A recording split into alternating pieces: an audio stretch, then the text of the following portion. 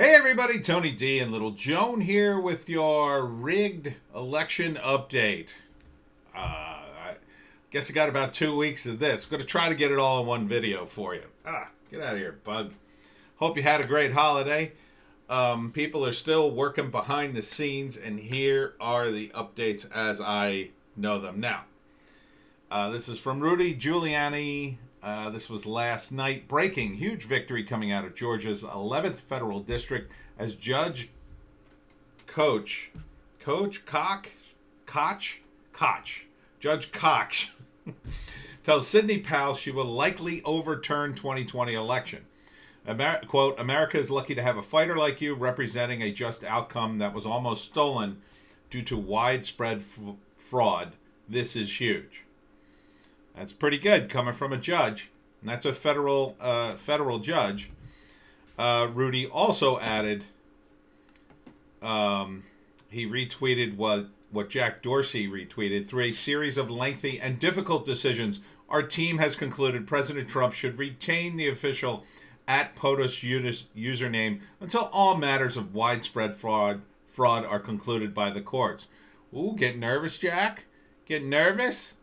Yeah, you're getting nervous.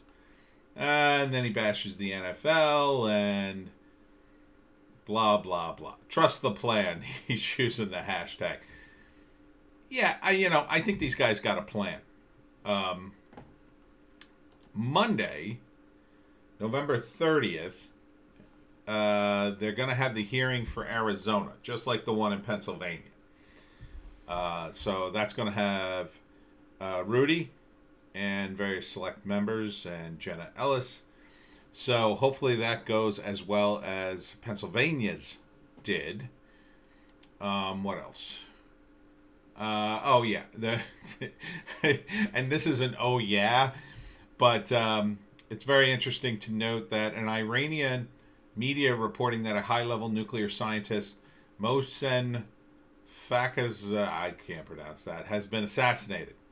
Widely referred to as Iran's Robert Oppenheimer, he is by far the most important Iranian nuclear scientist to be assassinated to date. Netanyahu had mentioned him by name. The only reason I mention this in this context is Brennan, the former CIA head, put out a statement that this was somehow bad, which is weird. Now look, I don't endorse assassinations. I think this is dumb. I think this is a dumb way of going about your diplomacy. I'm sure this is probably a Mossad hit. You know, the Mossad, those guys, you don't mess with the Mossad, right? But that all being said, it's weird that Brenner would have even an opinion. Dude, you ran the CIA. You're supposed to be secret. Shut up. Shut up. At the same time, of course, Robert De Niro's coming out saying things like Trump's supporters should be afraid when he's not around anymore. That's 74 million people that won't see your movies there, Bobby. Newsmax reported that a Nevada judge will allow Trump's team to present evidence. I think I reported on that before, but they just reported it on Newsmax, so it's starting to get out there. Like this stuff, because the regular news media, the mainstream news media, the legacy media, the dying media, doesn't really report any of this. You kind of have to wait for it to bubble up, like on Gab Trends, and then it hits Summit and Summit News and a few other places, and then finally it gets to like Newsmax and OAN, and then maybe Fox News might mention it in passing, maybe.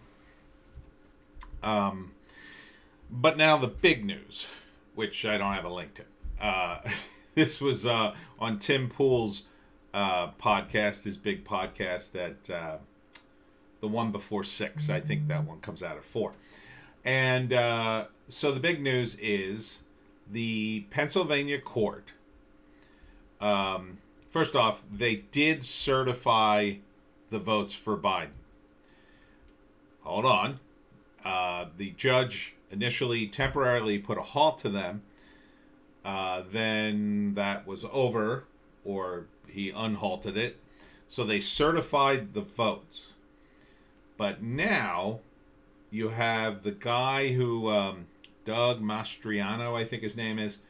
He was the PA state senator who ran the PA hearing.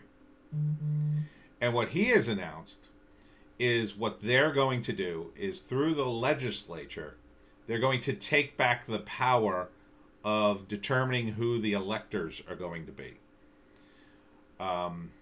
Because this was given to someone who the legislature was not happy with, and they didn't want this person verified in that position. The governor just ignored them. So now the legislature apparently has revolted and is now going to take back those powers from the governor and this person. I forget what her title is. So if they do that successfully, they will be able to choose their own electors, and presumably they could choose electors that would vote for Trump. Now, the other wrinkle is Giuliani's lawsuit. They tried to amend it, and the court denied them that motion. And now they're going to the Supreme Court, which is seemingly their objective all along. Their objective seemed to have been to get to the Supreme Court, as I've been saying. If they get to the Supreme Court, when the Supreme Court rules, that's it. There's nobody else to appeal to. Once you hit the Supreme Court, you get a ruling and it's over. So the thinking behind all that is because they have such little time. Normally this stuff takes years, right? I mean, you've heard cases that, it took like 10 years to get to the Supreme Court. And they're trying to do this in a couple of weeks. So you can imagine, the rush here for lawyers. For lawyers who take forever to do everything because they charge so much money, and that's how they got so rich, right? So they are now supposedly going to the Supreme Court, I assume with the entire case, or they'll get to the Supreme Court and then say, oh, we don't need to amend it, and here's the case, and to get SCOTUS to rule on it. So my interpretation of all this information is either the legislature will pick electors that will be loyal to Trump only. They will take back the power to choose the electors and then refuse to delegate them. And, they'd want 2 more states. You'd have to get 3 states to do that, right? You'd have to get 3 states to say, we're not going to do the delegates. We're not going to send electors, to deny Biden the 270. Then it would go to the delegation process, and then Trump would win. Now,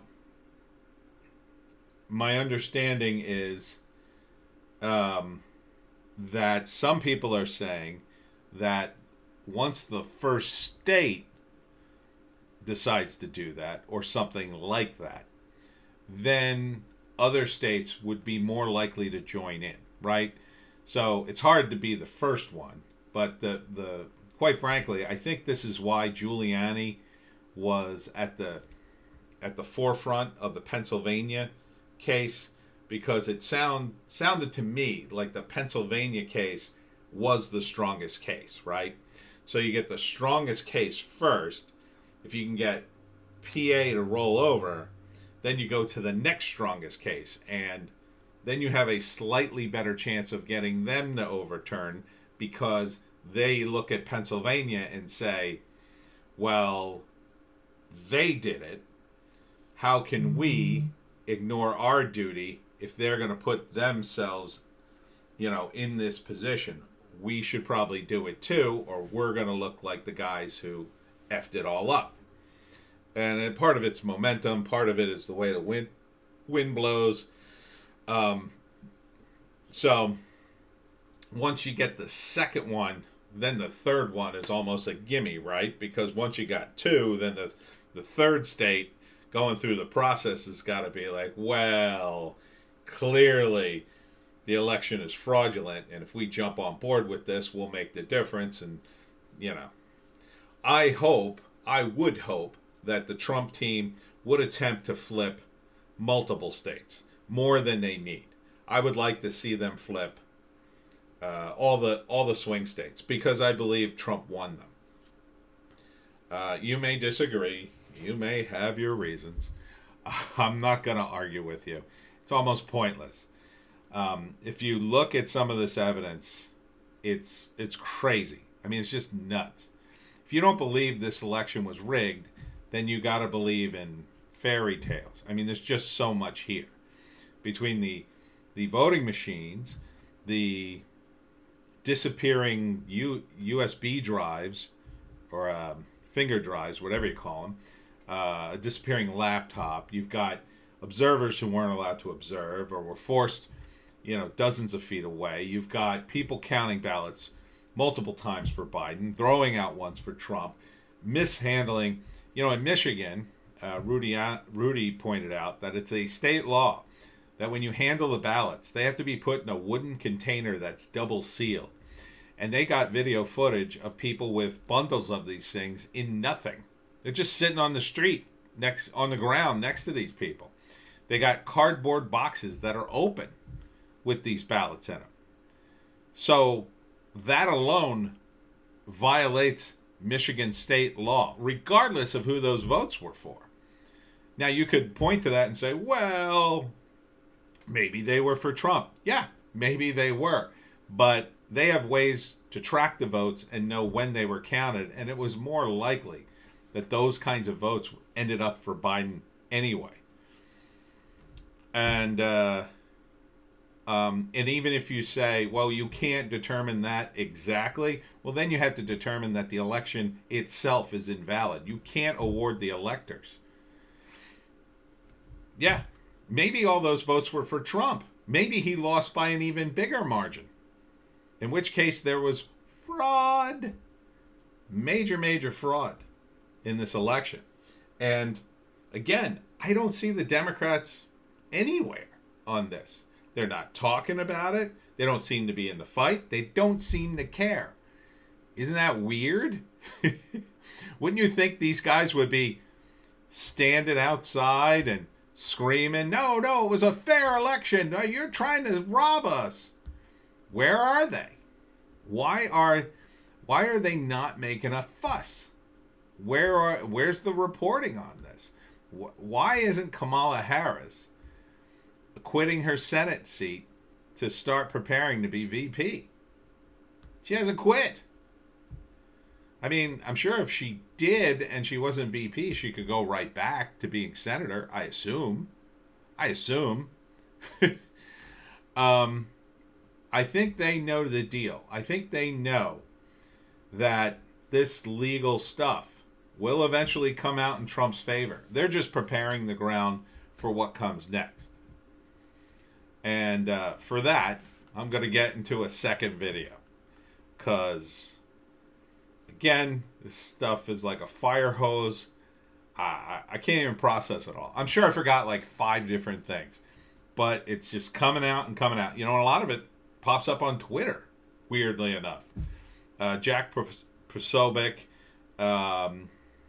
Ian Miles Chung, Trump himself, Rudy Giuliani, Jenna Ellis, Sidney Powell, all these people are tweeting up a storm every time something happens, and it's boom, right on Twitter, like the moment it happens. So, as much as I hate Twitter, it's probably on Parler too. Get on Parler. And speaking of which, I'm on Parler too, so you can follow me there.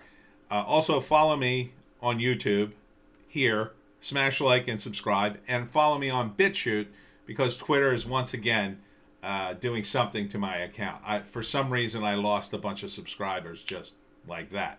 So check to make sure you're subscribed. Maybe you're just sick of me talking about the election. I don't know. If you got a request for screenwriting or political stuff or whatever. I'm a smart guy and I like to talk. So just let me know in the comments and I'll come up with a video.